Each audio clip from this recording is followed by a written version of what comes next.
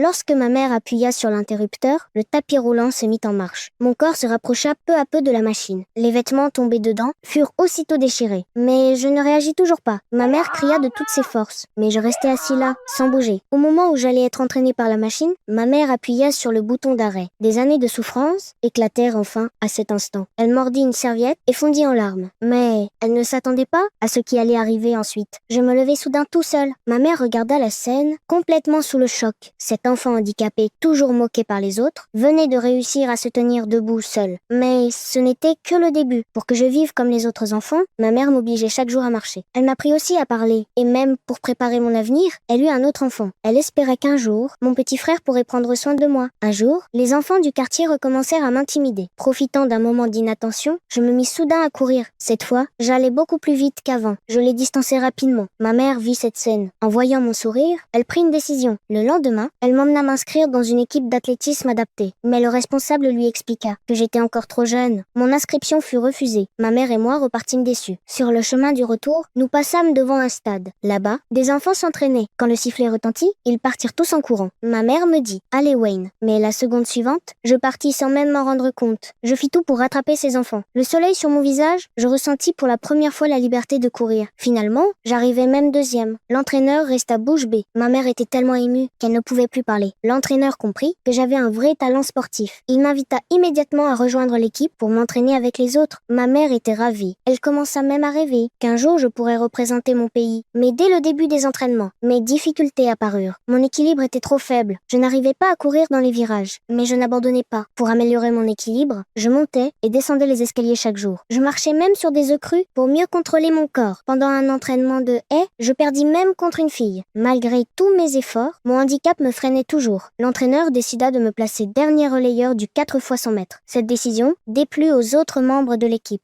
Dans l'équipe, il y avait un garçon nommé Tyler. À l'entraînement, il portait toujours un sac en plastique. Sa vitesse était incroyable, comme un train lancé à toute vitesse. Son rêve était d'être le premier à franchir la ligne d'arrivée. Alors quand l'entraîneur me choisit pour le dernier relais, Tyler refusa de l'accepter. Il pensait que personne ne le comprenait. À partir de ce jour, je m'entraînais encore plus. Mais à chaque test, j'échouais toujours de peu. Une nuit, ma mère entendit mes pleurs. Elle suivit le bruit et me trouva cachée dans un coin. J'avais un sac en plastique sur la tête et je pleurais. Elle accourut vers moi et me demanda ce qui n'allait pas. En entendant mes sanglots, son cœur se brisa. À partir de ce jour, peu importe sa fatigue ou son travail, ma mère m'accompagnait chaque jour à l'entraînement. Ses encouragements étaient ma force pour continuer. Pour que je sois bien nourrie, il y avait presque toujours des œufs à chaque repas. Même quand on achetait un hamburger, le steak était toujours pour moi. Mon petit frère mangeait seulement le pain restant. Avec l'aide de ma mère, je devenais de plus en plus rapide. Mais à chaque test,